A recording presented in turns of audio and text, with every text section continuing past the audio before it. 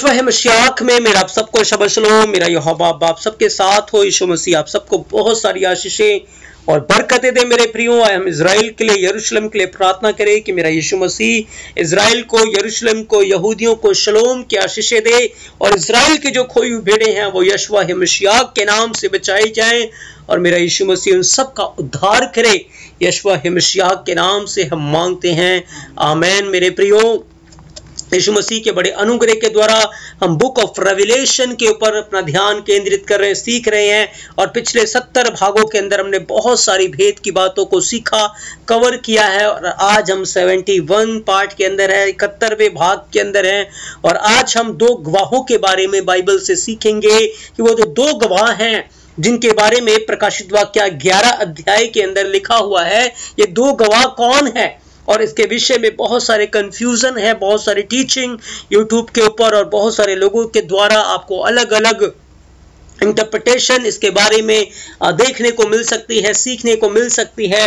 लेकिन आज हम कुछ ऐसी बातों को बाइबल से सीखेंगे जो बिल्कुल क्लियर करेंगे कि वाकई में ये दो गवाह हैं जो अंत के समय में प्रकट होंगे, वो कौन है मेरे प्रियो। इनके बारे में बाइबल क्या कुछ बयान करती है, हम इनके बारे में बाइबल से सीखेंगे, जानेंगे और मैं विश्वास करता हूं कि हम बहुत सारी आशीषों को, बरकतों को रिसीव करेंगे। यदि आपका कोई भी कंफ्यूजन है, डाउट है, आप मुझसे बात कर सकते हैं। तो यीशु मसीह आप सबके साथ हो, आपको बहुत सारी आशीषें और बरकतें दे मेरे प्रियो। प्रकाशित वाक्य 11 अध्याय उसके 1 से 4 वचन के अंदर लिखा है, और मुझे लग्गी के समान एक सरकंडा दिया गया और किसी ने कहा, उठ एलोहिम के मंदिर और वेदी और उसमें भजन करने वालों को नाप ले और मंदिर के बाहर का आंगन छोड़ दे, उसे मत नाप, क्योंकि वह अन्य जातियों को दिया गया है। वे पवित्र नगर को 42 महीने तक रौंदेगी और मैं अपने 2 गवाहों को ये अधिकार दूंगा कि टाट ओढ़े हुए 1260 दिन तक भविष्यवाणी करे। मेरे प्रियो, हमने पिछली बार सीखा था कि ये जो 42 महीने है इसका क्या भेद है, क्या रहस्य है, और आज हम 3रे वचन से स्टडी कर रहे हैं। और मैं अपने 2 गवाहों को यह अधिकार दूंगा कि टाट ओढ़े हुए 1260 दिन तक भविष्यवाणी करे। ये वे ही जैतून के 2 पेड़ हैं जो 2 दीवट हैं जो पृथ्वी के अदनोई के सामने खड़े रहते हैं। बाइबल बयान करती है कि अंत के समय में मैं अपने 2 गवाहों को ये अधिकार दूंगा, ये पावर दूंगा, ये अथॉरिटी दूंगा कि वो टाट ओढ़े हुए 1260 दिन तक भविष्यवाणियां करें। और ये बेजैतून के 2 पेड़ हैं और 2 दीवट हैं। मेरे प्रियो, बड़े ध्यान से इन वचनों को हमें सुनना है, इन वचनों को हमें सीखना है कि ये जो 2 गवाह हैं वो कौन है मेरे प्रियो। और ये विषय हमारे लिए बहुत जरूरी है सीखना, क्योंकि अंत के दिनों में कलीसिया को इन वचनों की बहुत जरूरत पड़ेगी और जो कलीसिया इन वचनों से अनजान है, अंत के समय में उनका सच्चाई के ऊपर खड़े रहना बहुत कठिन हो जाएगा। उनका मसीह के इस नाम के ऊपर बने रहना उनके लिए बड़ा कठिन हो जाएगा। इसलिए ये शिक्षा आज की कलीसियाओं के लिए बहुत जरूरी है मेरे प्रियो। बहुत सारे लोग कहते हैं कि जो 2 गवाह हैं वो एलिया है और दूसरा हनोक है, और बहुत सारे लोग ये कहते हैं कि ये जो 2 गवाह हैं वो एलिया है और मूसा है। और वो क्यों ऐसा कहते हैं? क्योंकि मेरे प्रियो, सबसे पहली बात वचन में लिखा है, ये जो 2 गवाह हैं 2 जैतून के पेड़ हैं। और पेड़ एक इंसान नहीं है, पेड़ किसी एक इंसान की और कभी भी बाइबल में इशारा नहीं किया गया। जैसे कि यीशु मसीह ने कहा, मैं दाखलता हूं, तुम डालियां हो। तो पेड़ के अंदर बहुत सारा झुंड जो है, ग्रुप जो है वो जुड़ा होता है। फिर कहा ये 2 दीवट है, और दीवट भी कभी भी बाइबल में किसी एक इंसान की ओर या 2 इंसान की ओर इशारा नहीं किया गया मेरे प्रियो। उसने कहा, मैं अपने 2 गवाहों को यह अधिकार दूंगा कि टाट ओढ़े हुए 1260 दिन तक भविष्यवाणी करे। ये वे ही जैतून के 2 पेड़ और 2 दीवट हैं जो पृथ्वी के अदनोई के सामने खड़े रहते हैं।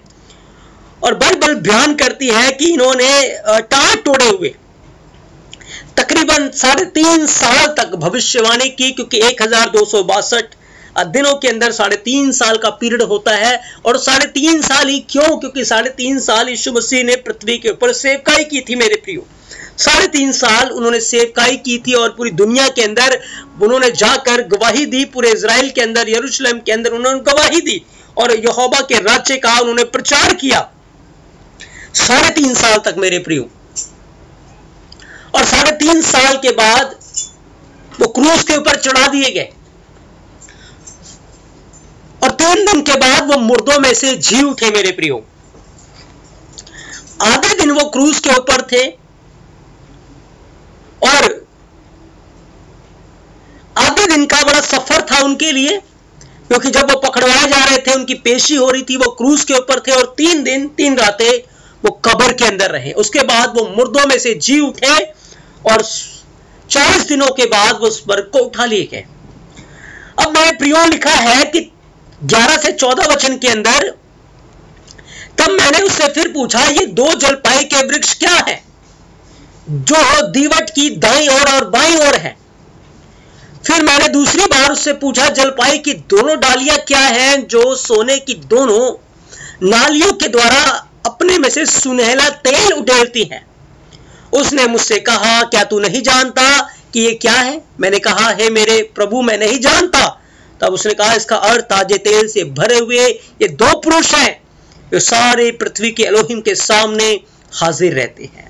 मेरे प्रियो, बाइबल इन 2 गवाहों की क्वालिटीज को बताती है, लेकिन जब ये जो काम कर रहे हैं, पानी के ऊपर इनको अधिकार दिया गया है कि लहू बना दे, इनके मुंह में से आग निकलती है कि जब इनके दुश्मन आएंगे तो आग उन्हें भस्म कर देगी। इन्हें अधिकार था कि सब प्रकार की विपत्तियों को ये पृथ्वी के ऊपर लेकर आए।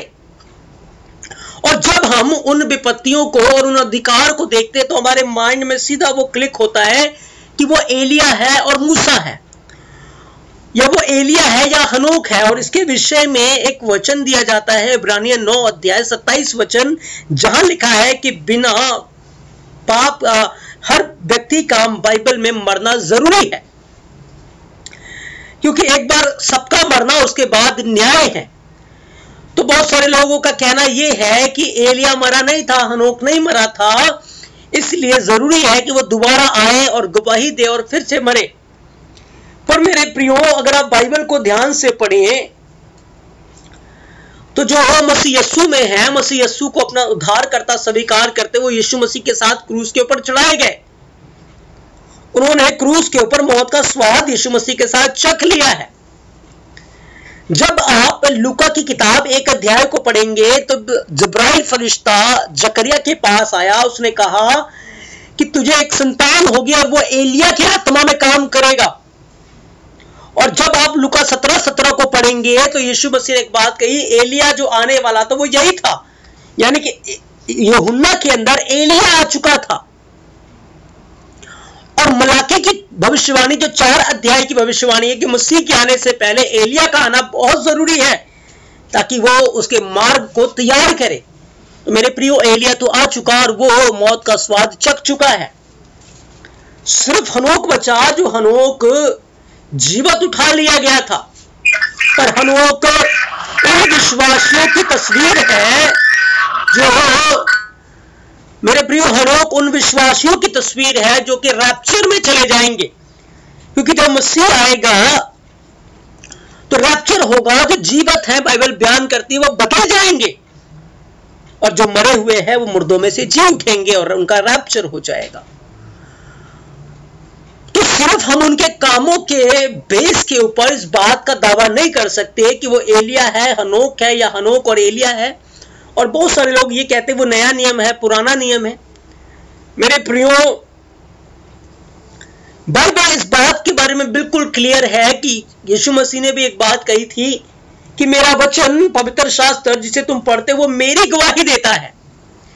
लेकिन याद रखें, जो पवित्र शास्त्र है या यहोवा का वचन है जो गवाही देता है, वो गवाही कैसे देता है? आकाशवाणी नहीं होती मेरे प्रियो, वो गवाही हमारे द्वारा, आपके द्वारा ही देता है। उसने अपनी कलीसिया को चुना, अपने 12 चेलों को चुना कि उन वचनों के द्वारा वो अपनी गवाही दे। और चेलों ने पवित्र शास्त्रों में से यीशु मसीह के जी उठने की गवाही दी थी, क्योंकि यीशु मसीह ने कहा था जब पवित्र आत्मा तुम पर आएगा तब तुम सामर्थ पाओगे, यरूशलेम, यहूदिया और सामरिया और पृथ्वी के छोर तक तुम मेरे गवाह ठहरोगे। तो मेरे प्रियो, अगर हम बाइबल को बड़े ध्यान से पढ़ें और जो जो यहां पर क्वालिटी इनके बारे में लिखी हुई है, अगर हम उनको ध्यान से पढ़ेंगे तो बाइबल इन दो गवाहों के बारे में बिल्कुल ये नहीं बता रही कि ये दो पुरुष हैं, दो व्यक्ति हैं, क्योंकि यहां पर बताया गया कि वो दो जलपाई के वृक्ष हैं या दो दीवट हैं। और बाइबल जलपाई के बारे में या दीवट के बारे में क्या बयान करती है, यह साफ लिखा है मेरे प्रियो। जब आप पढ़ते हैं कि ये दो वृक्ष हैं, ये दो जैतून के पेड़ हैं और दो दीवट हैं जो पृथ्वी के द्रोही के सामने खड़े रहते हैं। और आगे आप पढ़ेंगे तो लिखा है, तब मैंने फिर उससे पूछा ये दो जलपाई के वृक्ष क्या है? दो दीवट दाहिनी और बाईं ओर है। और फिर मैंने दूसरी बार उससे पूछा जलपाई की दोनों डालियां क्या हैं, जो सोने की दोनों नालियों के द्वारा अपने में से सुनहरा तेल उड़ेलती है। उसने मुझसे कहा क्या तू नहीं जानता ये क्या है? मैंने कहा हे मेरे द्रोही, मैं नहीं जानता।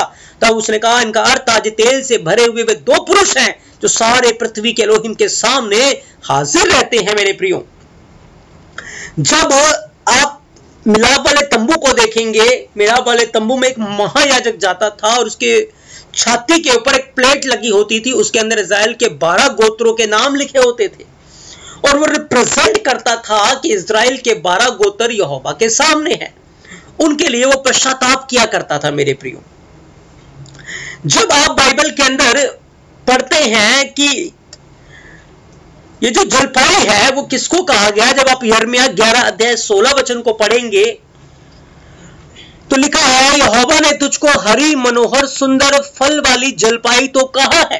किसको कहा है? यहूदियों को कहा। मेरे प्रियो, जब आप यिर्मयाह 11 अध्याय को पढ़ेंगे 13, 14, 15, 16 वचन को, तो आपको पता चलेगा कि यहां पर जो जलपाई है वो यहूदियों को कहा गया, वो इजराइलियों को कहा गया था। मेरे प्रियो,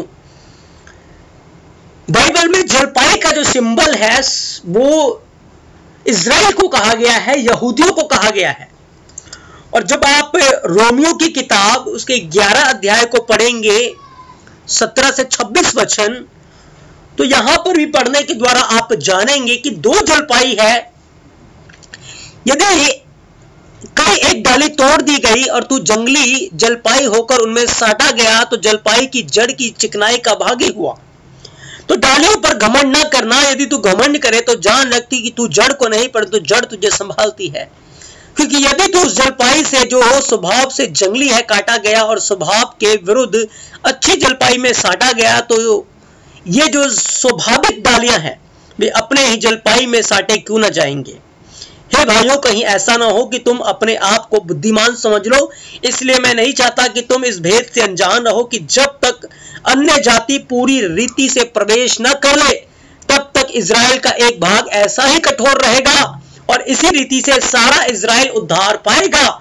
जैसा लिखा है कि छुड़ाने वाला सियोन से आएगा और अभक्ति को याकूब से दूर करेगा। मेरे प्रियो, बाइबल जलपाई के बारे में बयान करती है, बताती है कि वो यहूदी हैं, वो इजरायली हैं।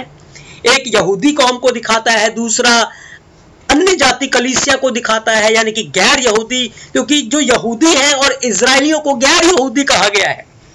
तो ये जो दो पेड़ हैं, एक यहूदी है, एक इजरायली है। मेरे प्रियो, ये जो दो पेड़ हैं, जैतून की दो पेड़ हैं, वो यहूदी हैं और इजरायली हैं। अब इन दो पेड़ों को जब आप बाइबल के अंदर पढ़ेंगे, प्रकाशित वाक्य 1 अध्याय 20 वचन को, क्योंकि पहले तो यहूदियों को जलपाई का पेड़ कहा गया और उसके बाद जो अन्य इजरायली थे उनको भी जलपाई का पेड़ कहा गया। लेकिन जब इस जलपाई के पेड़ ने यीशु मसीह को अपना उद्धारकर्ता स्वीकार किया, जब इन्होंने यीशु मसीह को अपने जीवन में ले लिया और पश्चाताप कर लिया, तो अब इन्हें कलीसिया का नाम दिया गया मेरे प्रियो, ये कलीसिया है। क्योंकि प्रकाशित वाक्य 1 अध्याय 20 वचन को जब आप पढ़ते हैं, लिखा है उन 7 तारों का भेद जिन्हें तूने मेरे दाहिने हाथ देखा, और उन 7 सोने के दीवटों का भेद। वे 7 तारे 7 कलीसियाओं के दूत हैं, और वे 7 दीवट 7 कलीसियाएं हैं। तो बाइबल दीवट के बारे में बताती है कि दीवट का जो सिंबल है वो कलीसिया की ओर इशारा करता है, वो कलीसिया को दिखाता है। तो यानी कि ये जो वो कलीसिया है, जो यहूदी कलीसिया है और गैर यहूदी कलीसिया है, वो यीशु मसीह के गवाह हैं। क्योंकि यीशु मसीह ने प्रभु के काम 1 अध्याय 8 वचन में कहा था कि परंतु जब पवित्र आत्मा तुम पर आएगा, तुम सामर्थ पाओगे, यरूशलेम, यहूदिया और सारी सामरिया में और पृथ्वी के छोर तक तुम मेरे गवाह होगे। तुम्हारे अंदर से मेरा वचन गवाही देगा, मेरे बाप का आत्मा तुम्हारे अंदर से गवाही देगा, तुम मेरे गवाह हो।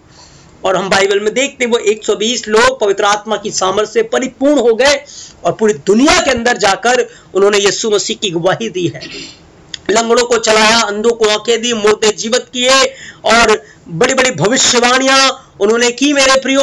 बड़े बड़े काम उनके जीवन के द्वारा हुए मेरे प्रियो, हम देखते हैं। और आज उन्हीं के द्वारा सुसमाचार पूरी दुनिया के अंदर पहुंचा दिया गया। उन्हीं के द्वारा सुसमाचार पूरी दुनिया के अंदर फैल चुका है, और पूरी दुनिया के अंदर आज 1/3 लोग क्रिश्चियन हैं, मसीह को मानते हैं, और वो जहां जाते हैं, जहां रहते हैं, वहां आज वो मसीह की गवाही देते हैं। तो ये जो 2 गवाह हैं, वो एक यहूदी कौम इज़राइल कलीसिया है और एक गैर यहूदी कलीसिया है। एक यहूदी कलीसिया और एक गैर यहूदी कलीसिया, जैसे मेरे प्रियो जब यीशु मसीह की पैदाइश हुई थी, 30 साल तक वो गुप्त में सेवा कर रहे थे। 30 साल तक, 30 साल का उनका इतिहास भी बयान करता है कि उन्होंने काम किए, लेकिन वो गुप्त में थे, वो प्रकट रूप से नहीं थे। लेकिन जैसे 30 साल का समय पूरा हुआ, 3.5 साल की उनकी जो सेवकाई थी प्रकट रूप से थी, और अद्भुत और आश्चर्य के कर्म यीशु मसीह ने किए मेरे प्रिय। मुर्दे जिराए, अंधों को आंखें दी, अद्भुत काम यीशु मसीह के जीवन के द्वारा हुए, सुसमाचार फैलता गया। उसी प्रकार से एक ऐसा पीरियड आएगा मेरे प्रियो जब 7 साल का महाक्लेश का पीरियड शुरू होगा। उसके पहले 3.5 साल कलीसिया को दिए जाएंगे कि कलीसिया के अंदर वो लोग जो टाट तोड़े हुए, यानी कि टाट तोड़ने का मतलब क्या होता है, पश्चाताप किए हुए, जो खराई से, पवित्रताई से यीशु मसीह के साथ चल रहे हैं, वो आत्मा की सामर्थ से परिपूर्ण होंगे मेरे प्रिय। और उस महाक्लेश के समय में, उस सताव में भी वो गवाही देने पर स्थिर रहेंगे, वो गवाही दे रहे होंगे हर घर में। क्योंकि जब आप बाइबल में पढ़ते हैं, जब पौलुस जो शाऊल था, जब वो कलीसिया को सता रहा था, तो जैसा उसने कलीसिया को सताया, कलीसिया फैलती गई, फिलिप्पुस, सामरिया और कहां वो कलीसिया चली गई। और जहां जहां कलीसिया गई, चुपचाप नहीं बैठी, जहां जहां वो गई उसने गवाही देना शुरू किया, उसने सुसमाचार सुनाना शुरू किया, और बहुत सारे लोग मसीह में आ गए। और फिलिप्पुस गया, फिलिप्पुस ने वहां जब वो गया, बड़े काम होने लगे, बड़े सारे लोगों ने अपनी जादू की पोथियां जला दी, बपतिस्मा लेने लगे। पतरस आया, पतरस ने हाथ रखे, वो पवित्र आत्मा से परिपूर्ण हो गए। बड़ा काम वहां पर हो गया और बड़ा आनंद वहां छा गया। क्यों? जब कलेश आया था, जब सताव आया था। क्योंकि हम वो गवाह हैं जिनको कलेश, सताव, पीड़ा, अकाल, लंगाई, जोखिम, तलवार कोई भी गवाही देने से नहीं रोक सकता मेरे प्रियो। क्योंकि हमने आत्मा में सामर्थ पाई है, हमने पवित्र आत्मा की सामर्थ को रिसीव किया है मेरे प्रियो। तो कलीसिया उसकी गवाह है। अब लिखा है, उनको सब पानियों के ऊपर अधिकार है कि वो उनको लहू में तब्दील कर दे, और सब प्रकार की विपत्ति वो पृथ्वी के लोगों के ऊपर ले आए। उनके मुंह से आग निकलती है। तो जब आप बाइबल में ध्यान से पढ़ेंगे, जो लहू है वो मौत की ओर इशारा करता है, वो जीवन की ओर इशारा नहीं करता मेरे प्रियो। और याद रखें, जब यहोवा इस पृथ्वी के ऊपर कोई विपत्ति लेकर आता है, वो बिना अपने दास भविष्यवक्ताओं के ऊपर प्रकट किए बगैर वो नहीं लेके आता। जब वो अकाल लेकर आता है, जब वो कोई भी विपत्ति लेकर आता है, याद रखें उसके गवाह खड़े होकर भविष्यवाणी करते हैं कि अब ये होने वाला है, और वैसा वो हो जाता है मेरे प्रियो। लिखा है सब प्रकार की विपत्तियां कौन लेके, जैसे एलिया ने उस समय भविष्यवाणी की थी ऐसे ही उसके लोग खड़े होकर भविष्यवाणी करते हैं और वो बातें पूरी हो जाती है मेरे। क्यों? क्योंकि वो वचन के अनुसार करते हैं, क्योंकि अंत के समय के बारे में वचन के अंदर लिखा कि ऐसा होगा, ऐसा होगा, और वही बात वो अपने सेवकों के द्वारा, अपने नबियों के द्वारा, अपने रसूलों के द्वारा वो कहता है मेरे प्रियो। लिखा उनके मुंह से आग निकलती है। तो जब आप वचन के अंदर पढ़ेंगे, यिर्मयाह कहता है कि यहोवा तेरा वचन क्या आग के समान नहीं है। आज जो वचन हमारे अंदर है वो आग की मानद है। जब दुष्ट आत्माएं आती है हमारे सामने, याद रखें ये वचन की आग उन्हें भस्म करती है, तभी तो वो भागती है, तभी तो वो छोड़ के भागती है, क्योंकि हमारे मुंह से जो वचन निकलता है उन्हें भस्म करती है मेरे प्रियो। तो विश्वासी कलीसियाएं उस समय पूरी सामर्थ्य में पवित्र आत्मा उनकी अगुवाई करेगा, उनकी मदद करेगा कि उस पीरियड में वो खड़े रहें, क्योंकि यीशु मसीह ने कहा कि जब तुम पकड़े जाओगे, सभाओं में तुम्हें पेश किया जाएगा, तब चिंता मत करना कि हम क्या बोलेंगे, क्योंकि बताने वाला मेरे बाप का आत्मा है, वो तुम्हें बताएगा तुम्हें क्या बोलना है। और ये सिर्फ अब नहीं होगा मेरे प्रियो, पहले भी हो चुका है, क्योंकि जब स्तिफनुस के ऊपर पथराव हो रहा था वो आत्मा से परिपूर्ण था मेरे प्रियो। जब पतरस को कोड़े मारे जा रहे थे वो आत्मा से परिपूर्ण था। जब कलीसिया को सताया जा रहा था, कलीसिया आत्मा से परिपूर्ण थी कि यीशु की गवाही दे। जब पौलुस यरूशलेम के मंदिर में लेकर जाया गया, यरूशलेम में लेकर जाया गया, वो आत्मा से परिपूर्ण था। वो कहता मैं बंधा हुआ हूं आत्मा से, मुझे पता है कलेश तैयार है, मौत तैयार है मेरे लिए, लेकिन वो मुझे नहीं रोक सकते। आत्मा से परिपूर्ण है। लोग उसको मारने के लिए खड़े थे, लेकिन पौलुस गवाही दे रहा है। बिल्कुल वही सामर्थ कलीसिया पाएंगी, विश्वास करने वाले पाएंगे, ईमानदार लोग पाएंगे, और वो मसीह के नाम पर खड़े रहेंगे। लेकिन जिनका जीवन खरा नहीं है मेरे प्रियो, जिनका जीवन पवित्रता में नहीं है, जो यीशु मसीह के साथ वफादारी से नहीं चलते, पाप में जीवन, वो उस समय गिरा दिए जाएंगे, उस समय वो खड़े नहीं रह पाएंगे। लेकिन वो जो पवित्रता में, मसीह के डर में, भय में अपना जीवन गुजार रहे हैं, उस समय मसीह के नाम की महिमा करेंगे, गवाही देंगे, वो बीमारों पे हाथ रखेंगे, बीमार चंगे होंगे, वो अद्भुत काम करेंगे मेरे प्रियो, वो गवाही देंगे, वो प्रचार करेंगे। 3.5 साल मसीह कलीसिया को दिए जाएंगे मेरे प्रियो। जैसे कि लिखा है कि मैं अपने 2 गवाहों को, यानी कि यहूदी कलीसिया को और गैर यहूदी कलीसिया को खड़ा करूंगा। और याद रखें ये कलीसिया यहोवा के सामने रहती है, ये अनॉइंटेड है, क्योंकि यहोवा ने कहा तेरी शहरपनाह सदैव मेरी दृष्टि के सामने रहती है। हमारी इमेज, हमारा चित्र उसके हथेली के सामने रहता है मेरे प्रिय। वो हमेशा हमें देखता है, उसकी आंखें उसके धर्मी जन की ओर लगी हुई है। हमारे स्वर्गदूत बाप का मुंह ताकते हैं स्वर्ग में, ऐसा यीशु मसीह ने कहा मेरे प्रियो। तो कलीसिया अपने पूरी सामर्थ्य में उस समय काम करेगी, और वो समय बहुत निकट है मेरे प्रियो, क्योंकि जैसे जैसे हम चिन्ह होता हुआ देख रहे हैं, हम बिल्कुल उस पीरियड की ओर बढ़ रहे हैं। बहुत सारे लोग इस तालीम को देते हैं कि कलीसिया क्लेश में नहीं जाएगी, महाक्लेश में नहीं जाएगी। मैं कहता हूं बहुत अच्छी बात है कि कलीसिया महाक्लेश में ना जाए, लेकिन 1% अगर वो गलत हुए और कलीसिया महाक्लेश में चली गई, फिर आप क्या करेंगे? अगर आपने इस तालीम को सीख लिया, इस वचन को सीख लिया कि हमें उस पीरियड में कैसे खड़ा रहना है, कैसे मसीह के नाम पे विश्वास में दृढ़ रहना है, तो अगर वो समय पीरियड आपके ऊपर आएगा, आप खड़े रहेंगे। लेकिन यदि आप मान लीजिए आपने इस तालीम को ले लिया कि कलीसिया क्लेश काल में रहेगी, उस पीड़ा में रहेगी, और इस तालीम को ले लिया, रैप्चर हो गया, आप क्लेश में नहीं गए, तो आपके लिए फायदा है, आपकी तालीम खराब नहीं हुई। लेकिन यदि आप तैयार नहीं थे और क्लेश आपके ऊपर आ गया, सताव आपके ऊपर आ गया, तो आप उस समय खड़े नहीं रह पाएंगे। इसलिए हमें इन शिक्षाओं को, इन वचनों को अपने हृदय में इकट्ठा करना है मेरे प्रियो, ताकि हम मसीह की गवाही देने के लिए स्थिर रहे। क्योंकि बाइबल कहीं भी ये डिक्लेयर नहीं करती कि तुम सताए नहीं जाओगे, तुम पर क्लेश नहीं आएगा मेरे प्रियो। तो जिनके लिए ठहराया गया कि वो क्लेश को ना देखें, वो लोग अलग हैं, और जिनके लिए ठहराया गया कि वो देखें, वो लोग बोले गए। क्योंकि जैसे नूह के दिनों में हुआ था, बाइबल बयान करती है, हनोक पहले उठा लिया गया था, नूह क्लेश पीरियड में था मेरे प्रियो। तो नूह भी धर्मी था और हनोक भी धर्मी था, पर जिसके लिए जो ठहराया गया है उसे उसका सामना करना पड़ेगा। इसलिए हमें हर परिस्थिति के लिए, हमें रैप्चर के लिए भी तैयार रहना है यदि आज यीशु मसीह आ जाए, हम तैयार रहे। यदि हम क्लेश में आए, हम तैयार रहे। हम सताव में जाना है, हम तैयार रहे। बाइबल तभी हमें बताती है कि जागते रहो, प्रार्थना करते रहो, कहीं तुम परीक्षा में ना पड़ जाओ। इसलिए मेरे प्रियो, चाहे कुछ भी क्यों ना हो, ये तो वक्त बताएगा, फ्यूचर बताएगा जब होगी ये बातें, पर हमें हर समय जागते रहना है, हमें तैयार रहना है, क्योंकि वो पीरियड, वो समय भयंकर होगा जब मसीह विरोधी अपनी छाप लोगों के ऊपर लगाएगा।